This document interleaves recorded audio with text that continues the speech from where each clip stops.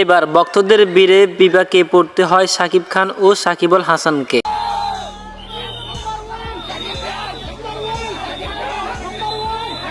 সম্প্রতি রিমার হারল্যান্ড থেকে বের হওয়ার সময় তবে বিপাকে পড়ে এই দুই তারকা। বিশেষ করে শাকিব খানকে এক নজর দেখার জন্য দূর দূরান্ত থেকে ছুটে আসেন সাকিব ভক্তরা। শাকিব খানও তাদের সাথে দেখা দিলেন।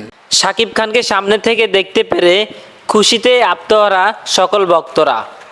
শুধু তাই নয়, শাকিব খানের নামে স্লোগান দিতেও দেখা যায় ভক্তদের।